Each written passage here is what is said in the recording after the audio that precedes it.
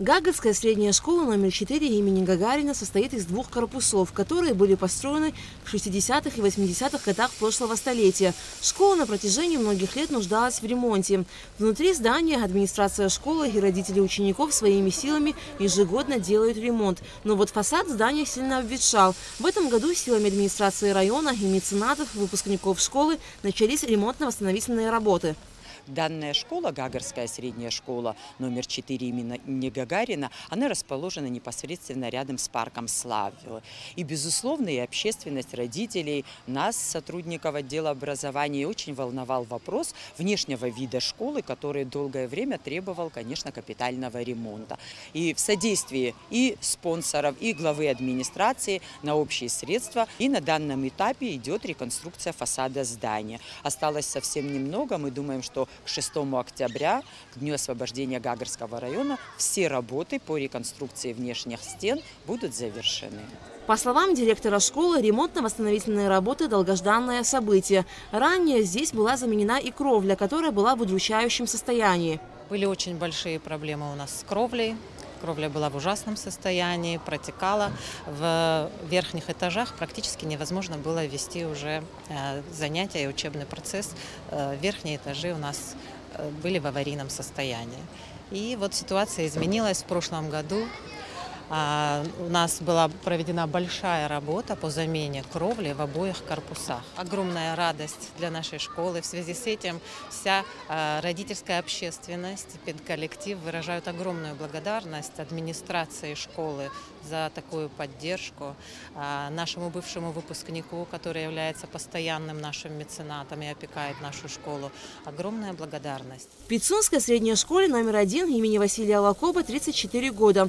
Кровля здания сильно обветшала. В течение месяца здесь идут ремонтно-восстановительные работы. Часть кровли уже заменена. Ни разу за все это время капитального ремонта в школе не было, но силами родителей, администрации школы, глав районов была поддержка данной школе. Конечно, отдельные классы, кабинеты все время приводились в порядок.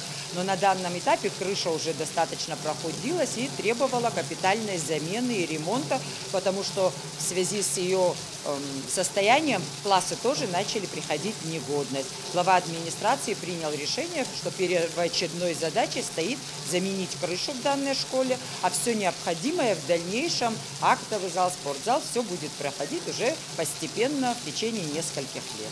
Ремонтно-восстановительные работы проводятся и в дошкольном учреждении Пицунды. Ремонт в данном детском саду был начат в рамках инвестпрограммы, однако завершен не был. Детсад рассчитан на 150 детей. В этом году правительство республики выделило деньги на завершение ремонтных работ. В городе Пицунда у нас есть один действующий детский сад. Он называется у нас Алашара, там более 130 детей зачислено. Сегодня мы находимся в дошкольном учреждении, которое будет рассчитано на 6 групп. Кристина Константиновна приезжала к нам в дошкольное учреждение, изучила вопрос, дала поручение. И совсем недавно нам сообщили, что было выделено на завершение работ в данном дошкольном учреждении 18 миллионов. И мы надеемся, что уже активно ведутся работы, и действительно скоро мы увидим завершение этих работ и будет открытие в данном дошкольном учреждении. Стоит отметить, что в Гагарском районе в преддверии нового учебного года в нескольких школах были произведены небольшие ремонтные работы. 2 года назад нам по программе ЮНИСЕФ в 3 школах Гагарского района в узлах были созданы хорошие условия, чтобы дети могли пользоваться. А также они установили водопровод, баки, где не было. Но в Цандрипской 2 школы не было возможности ввести в эксплуатацию эти технические помещения в связи с тем, что не было централизованной системы канализации либо септика.